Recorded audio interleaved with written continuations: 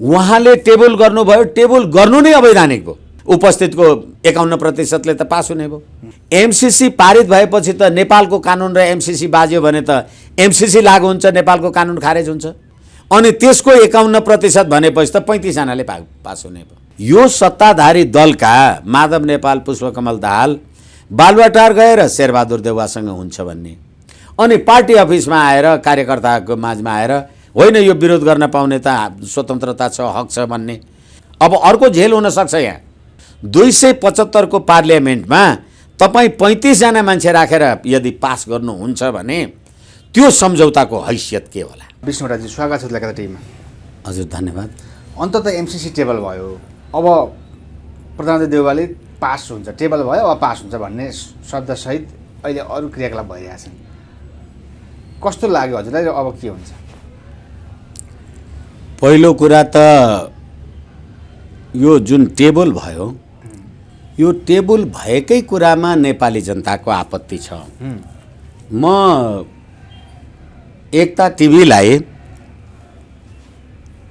यो एमसीसी कम्प्याक्टको प्रावधान एकचोटि एक लाइन पढेर सुनाउने अनुमति चाहन्छु म।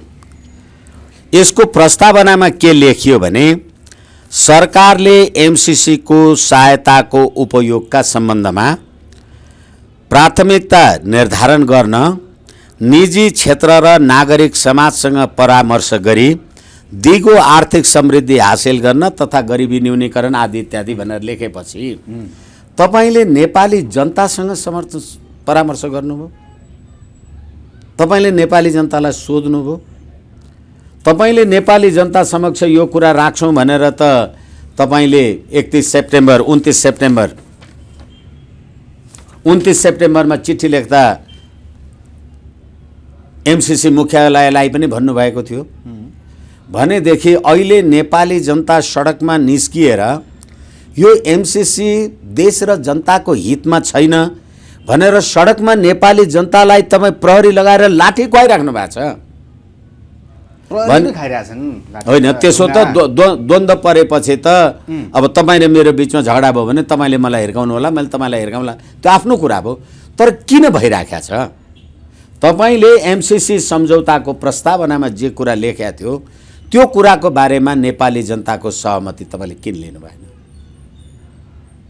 यसै कारणले तपाईँले यो जुन टेबल गर्नुभएको छ, यो टेबल गर्नु नै एमसीसीमा लेखेको प्रावधानकै पनि प्रतिकूल हो। होइन भने सडकमा यस प्रकारको जुलुस र नारा र आपत्ति हुने कुरा हुँदैन। अर्को कुरा म तपाईँलाई निवेदन गरौँ, एकता टिभी मार्फत आम नेपाली जनतालाई थाहा होस् कि यसरी भएका सन्धि सम्झौताहरू प्रतिनिधि सभामा प्रस्तुत गर्दा के गर्नु पर्दो रहेछ भन्ने कुरा यो प्रतिनिधि सभा नियमावली 2075 ले व्यवस्था गरेको देखिन्छ। अब संविधानको धारा 279 बमोजिम सन्धिको आदि इत्यादि भन्दै अब लामो कुरा नजाउँ। त्यस्तो सन्धि अनुमोदन, सम्मिलन, स्वीकृति वा सन्धि समर्थन गर्नुपर्ने सन्धिको उद्देश्य, त्यसमा भएका मुख्य व्यवस्था तथा त्यस्तो सन्धिमा नेपाल राज्य वा नेपाल सरकार पक्ष हुनुपर्ने कारण र त्यसको औचित्य। नेपालको यो एमसीसीमा सही छाप गरिसकेपछि अमेरिकाको वर्तमान कानुन र भविष्यमा बन्ने नीतिको उल्लङ्घन गर्न पाइँदैन भनेर तपाईले जुन त्यो एमसीसी कम्प्याक्टमा लेख्नु भएको छ त्यसको कारण र औचित्य नेपाली जनतालाई भन्नुपर्ने कि नपर्ने? तर एकको रूपमा टेबल गर्नुभयो देउबाजीले। अब एकैछिन उहाँले टेबल गर्नुभयो, टेबल गर्नु नै अवैधानिक भयो। कसरी अवैधानिक हो? त्यसैले मैले भने तपाईलाई यसको कारण तपाईले राख्नु पर्यो। किनभने हाम्रो यो प्रतिनिधि सभा नियमावली 2075 को 222 मैले तपाईलाई निवेदन गरेँ र यसैमा के भनियो भने खमा त्यस्तो सन्धिबाट हुने राष्ट्रिय हित र त्यसबाट निर्वाह गर्नुपर्ने दायित्व। जब सन्धिमा नै आम नेपाली जनताको धारणा बुझेर लोकप्रियता बुझेर मात्रै त्यसलाई प्रस्तुत गर्नुपर्छ भनेर तपाईले लेख्नु भएको छ र हाम्रो प्रतिनिधि सभा नियमावली 222 को खले त्यस्तो सन्धिबाट त्यो हाम्रो देशको राष्ट्रिय हित समुन्नति के हुन्छ भन्ने कुरा तपाईँले लेख्नुपर्छ। अब तपाईँले के लेख्नु भएको छ त्यो कुरा त नेपाली जनतालाई अहिले पनि देख्नु भएको छैन।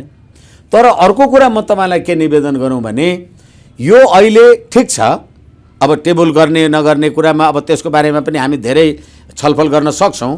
तर अहिले टेबल भयो भने अब अस्ति ऱ्यान्डी बेरीले के भन्नुभयो भनेदेखि 4 गतेको दिन कि अहिले डोनाल्ड लूले नेपालका नेताहरूलाई, प्रधानमन्त्रीलाई, मन्त्रीहरूलाई जे लेख्नुभयो त्यो त अनुरोध गरे हो, त्यो त थर्काएको होइन, त्यो त एकदम सम्झाउने बुझाउने कुरा गरेको हो भनेर उहाँले भन्नुभएपछि नेपाली जनतालाई सम्झाउने बुझाउने काम कारबाही के गर्यौँ र नेपालको राष्ट्रिय हित कसरी छ भन्ने कुरा त अहिले जसरी सडकमा नारा जुलुस लगाइराखेका छन् अथवा यिनै राजनीतिक दलका युवा सङ्गठन अथवा भ्रातृ सङ्गठनहरूले किन नेपाली जनतालाई यसबारेमा सुसूचित गराइएन? यो त हाम्रो प्रतिनिधि सभा नियमावली 222 को नियम, प्रतिनिधि सभा नियमावली 275 को 2075 को नियम 202 को गएको पनि प्रतिकूल रहेछ। यस्तो अवस्थामा अब समय टेबल त भयो, टेबल हुँदैखेरि ऱ्यान्डी बेरीले के भन्नुभयो भने नेपाली जनताका प्रतिनिधि मार्फत संसदमा टेबल भएपछि संसदमा त नेपाली जनताका प्रतिनिधि छन्, नेपाली जनताका प्रतिनिधिले त्यसलाई समर्थन, सम्मेलन, स्वीकृति गर्ने नगर्ने अवसर त दिनु पर्यो नि भनेर ऱ्यान्डी बेरीले भन्नुभयो। तर अहिले जुन एमसीसी को बारेमा यत्रो देशव्यापी, देशभित्र देश बाहिर नेपालीहरूले जे चासो र चिन्ता गरिराखेका छन्, तपाईले नेपाली जनतालाई सुसूचित गर्नु भएन। एक र अर्को कुरा के हो भनेदेखि 2074 मङ्सिर 10 र 20 गते यो देशमा प्रतिनिधि सभाको निर्वाचन हुँदा कुनै राजनीतिक दलको घोषणा पत्रमा त एमसीसी त छैन, एमसीसी बारेमा कसैलाई थाहै छैन। अनि अहिले तपाईले मलाई भोट दिएर प्रतिनिधि सभामा पठाउनु भयो भने एमसीसी समाजमा छलफल भएको भए मलाई तपाईले भोट दिँदा मलाई पक्षमा दिनुभयो, विपक्षमा दिनुभयो, अनि बल्ल मैले एमसीसी को बारेमा बोल्न सक्थेँ। तर जब एमसीसी को बारेमा प्रश्नै उठेको छैन र एमसीसी को प्रस्तावनामै लेखियो 2074 भाद्र 29 गतेको त्यो एमसीसी को प्रस्तावनामै के लेखियो भने नेपाली जनतालाई सुसूचित गरेर नागरिक समाजलाई जागरुक गराएर यसलाई प्रस्तुत गर्छौं भने।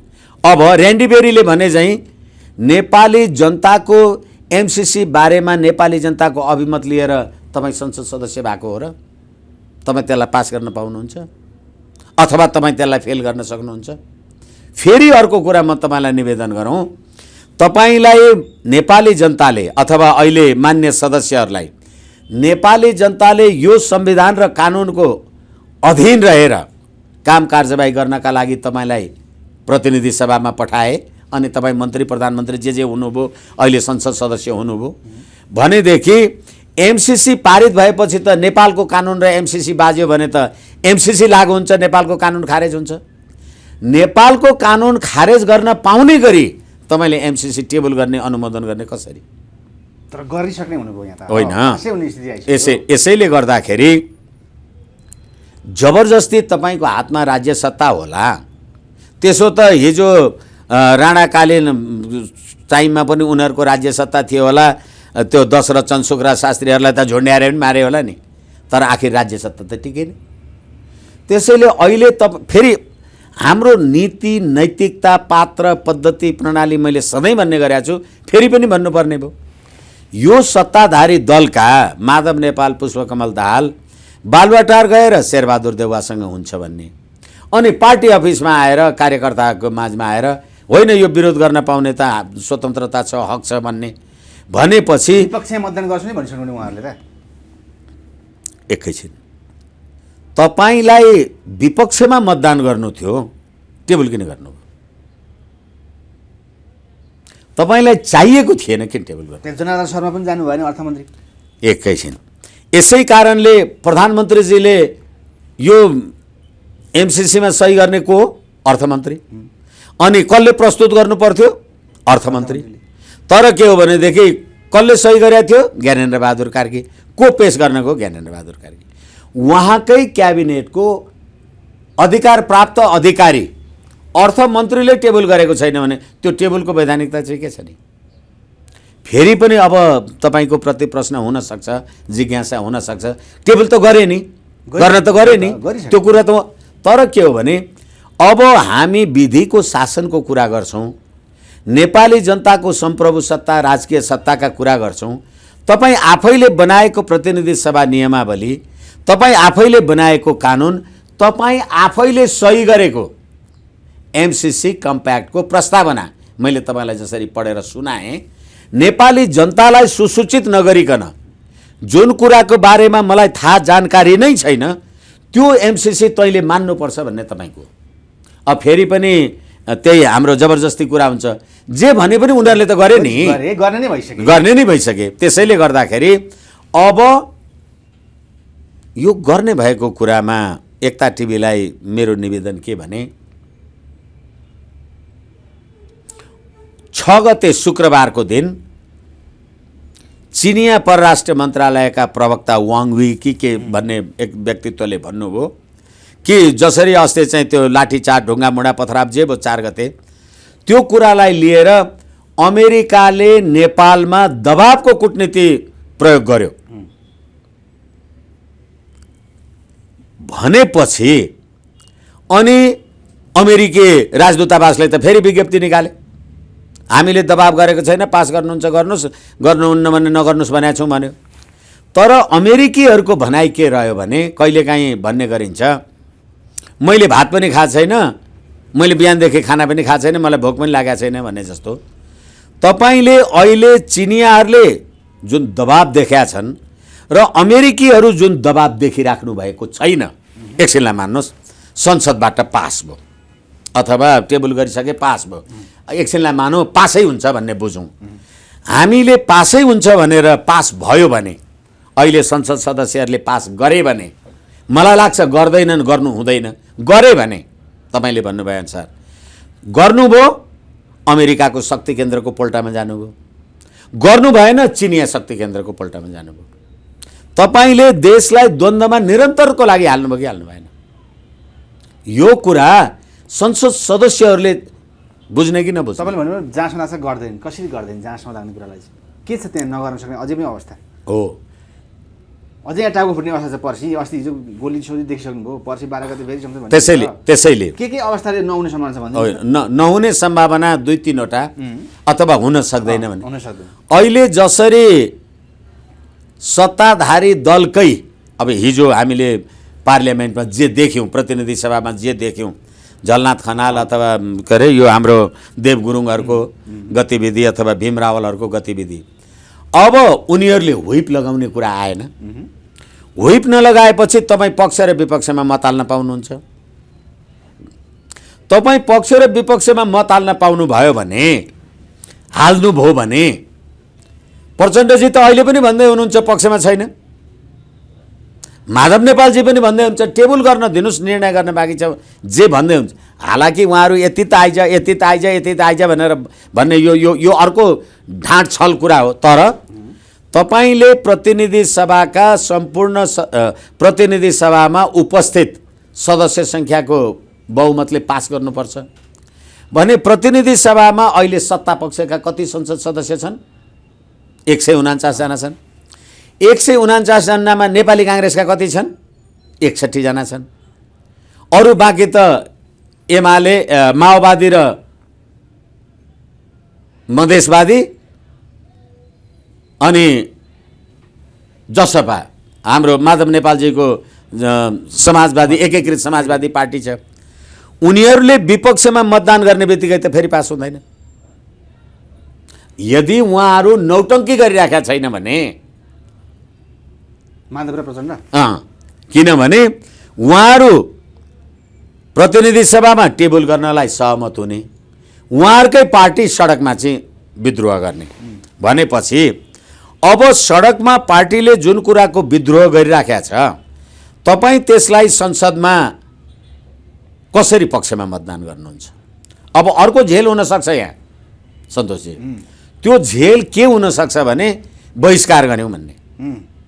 अनि बहिष्कार गरेपछि त उपस्थितको 25% उपस्थितको 51%ले त पास हुने भयो। अनि उपस्थित जम्मा सदस्य सङ्ख्याको 25%ले प्रतिनिधि सभाको बैठकको कोरम पुग्छ, बैठक बस्ने वैधानिकता पुग्छ। त्यो 25% सदस्य भनेको 69 जना हुने रहेछन्। 69 जना हुँदाखेरि त शेरबहादुर देउवाको पार्टीको 61 जना, अनि महन्त ठाकुरको पार्टीको 15, 16, 17 गरेपछि त 69 त पुग्यो। अनि त्यसको 51% भनेपछि त 35 जनाले पास हुने भयो। अब यत्रो राष्ट्रिय महत्त्वको देशको सम्प्रभुता अमेरिकाले नेपालको राष्ट्रिय स्वाधीनता सम्प्रभुता नै खाने भयो भन्ने कुराको लागि 275 को पार्लियामेन्टमा तपाईँ 35 जना मान्छे राखेर यदि पास गर्नुहुन्छ भने त्यो सम्झौताको हैसियत के होला? तर यहाँ त 35 जनाले बहुमत पुग्छ, त्यसले ओके हुन्छ भन्ने मान्छे पनि निक्लेका छन् नि। होइन, त्यसैले अहिले कानुनी संवैधानिक कुरा त्यही छ त, हामीले पनि कुरा गऱ्यौँ नि।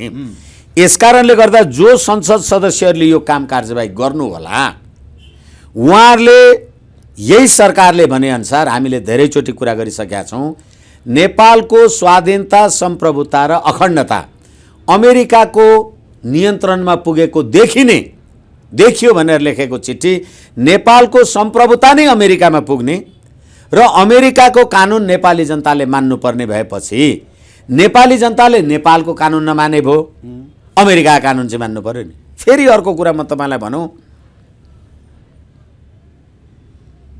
1950 को सन्धिमा, त्यो सन्धि अन्तर्गत भारतीयहरूले नेपालमा निर्बाध रूपले घर जग्गा जमिन किन्ने, व्यापार व्यवसाय गर्न पाउने स्वतन्त्रता थियो र सन्धिको त्यो व्यवस्था अहिले पनि छ। तर राजा महेन्द्रको टाइममा नेपाल नागरिकता ऐन 2019 आएपछि त नेपाली नागरिकले मात्रै घर जग्गा किन्न पाउँछ भन्ने व्यवस्था गरियो। यदि त्यो 1950 को सन्धि बमोजिम सम्पूर्ण भारतीयहरूले यहाँ घर जग्गा किन्न पाउने अवस्था भएको भए आज तपाईँ हामी के हुन्थ्यौँ? मैले यो कुरा यसकारणले जोड्दैछु, यो रसुवा, केरुङ, काठमाडौँ, बुटवल हुँदै गोरखपुरसम्म पुग्छ। गोरखपुर भनेपछि त भारत होला नि त। अनि भारतसम्म विद्युत प्रसारण लाइन पुग्ने कुरा नेपालको पार्लियामेन्टले अनुमोदन गर्छ भने त्यो राष्ट्रघात हुने कि नहुने? एउटा कुरा मैले निवेदन गरेँ।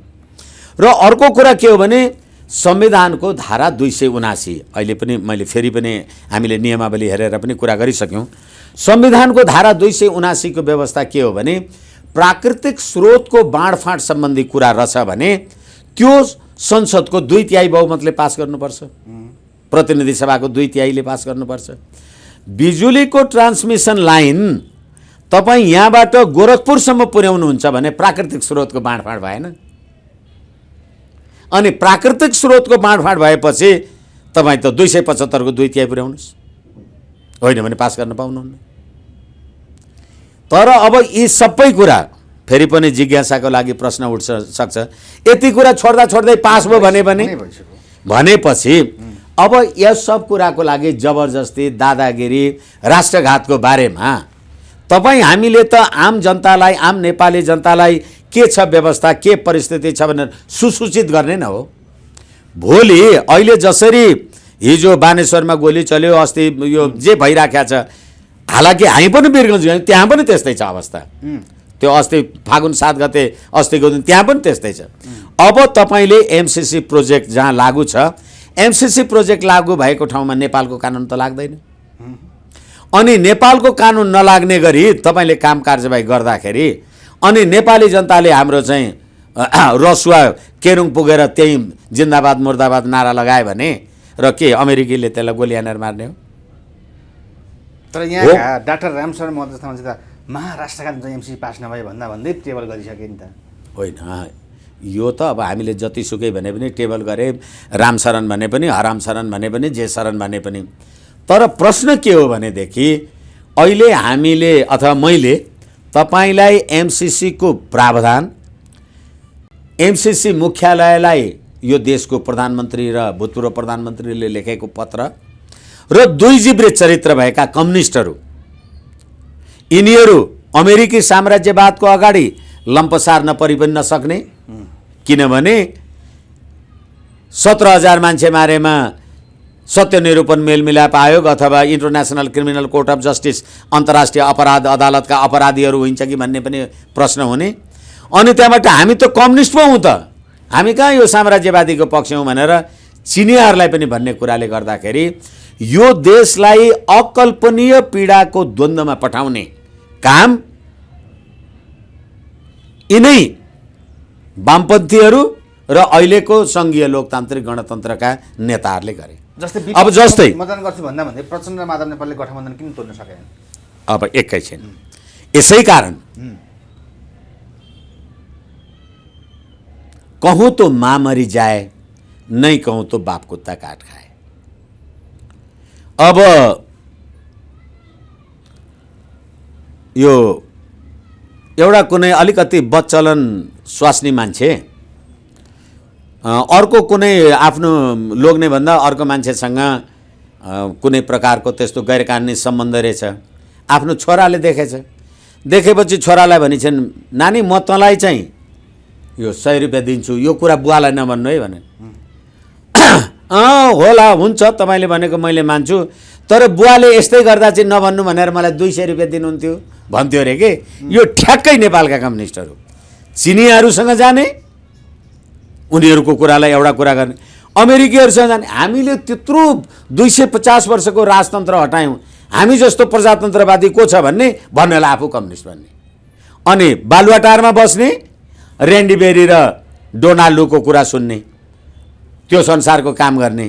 अनि त्यहाँबाट चिनियाहरूसँगको कुरामा होइन, हामी त सी जिनपिङ विचारधाराद्वारा पो अघि बढिराखेका छौँ, त्यस कारणले गर्दाखेरि यो अमेरिकी साम्राज्यवाद मुर्दाबाद भन्ने, त्यही अमेरिकी साम्राज्यवादको दाल भात खाने भनेपछि तपाईँले आफ्नो शिर झुकाउनु भएन भने अर्काले ढाडमा टेक्न सक्दैन भने जस्तो हाम्रो नेपालका राजनीतिक दल शक्तिहरू एकछिनलाई मान्नुहोस् न, यो खालि अमेरिकाको पूर्वाग्रही मात्रै गरिराख्ने भन्दा अमेरिकाले त भन्यो नि त, अस्ति 26 गते डोनाल्डोले त भन्यो नि त कि यस भन्नुहोस् कि नो भन्नुहोस्। 1, यसमा समय थपिँदैन। 2, संशोधन पनि हुँदैन। 3, तपाईँहरूले यो गर्नु भएन भने हामी अमेरिकी नीति परिवर्तन गर्छौँ। त्यति गर्दा होइन भने तपाईँहरू चाहिँ चीनसँगको तपाईँहरूको संलग्नता रहेछ भन्ने बुझ्छौँ भनेपछि यो सैन्य रणनीति त रहेछ।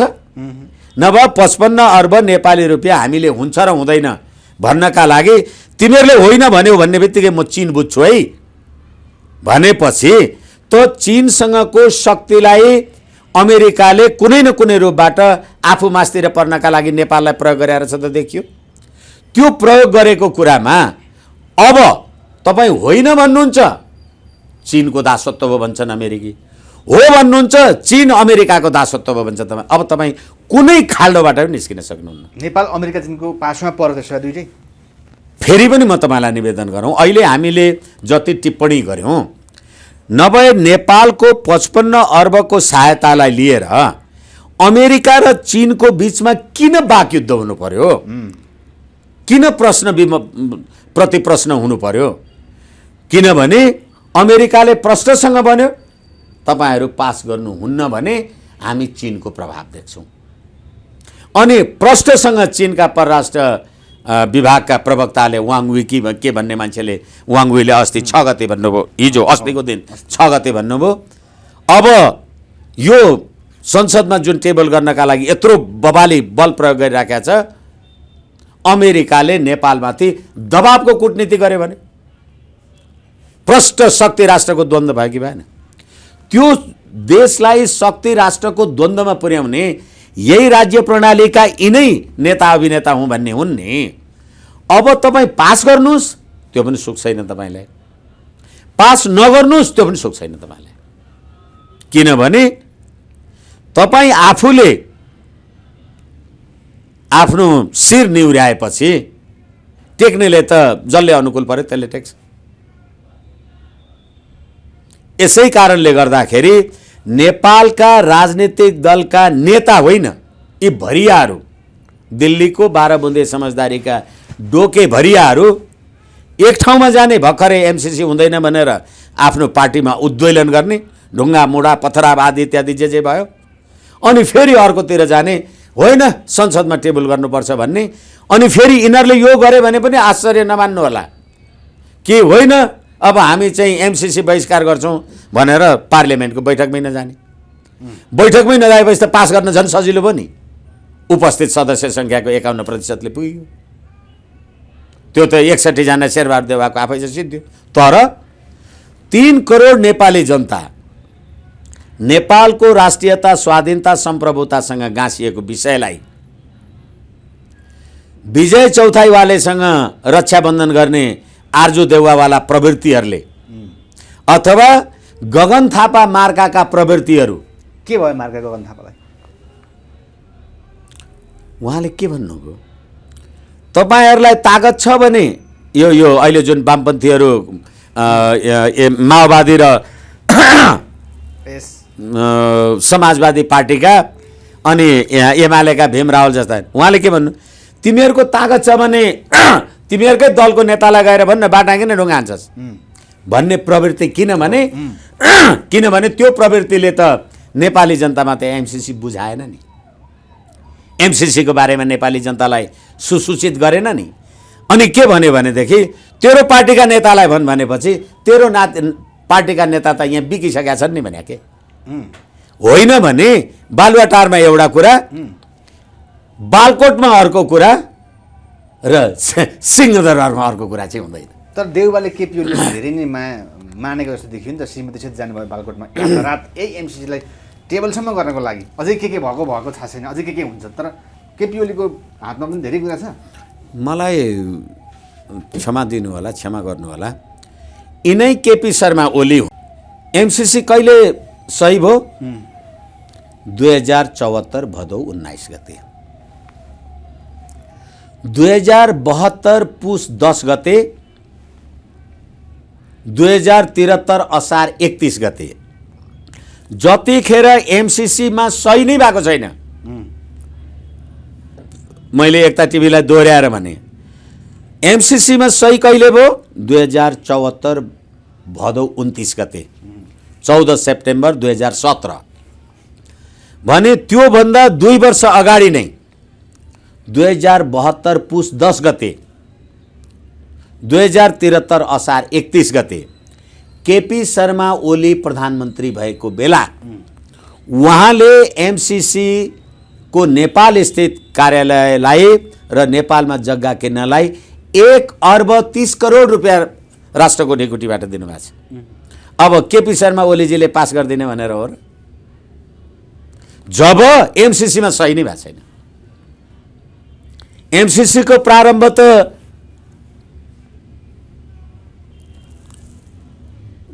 मोहम्मद हुबाउले त भन्नुभयो नि, 2011 देखि नेपालका सबै सरकारहरूले एमसिसीको पक्षमा पत्र लेख्नु भएको छ।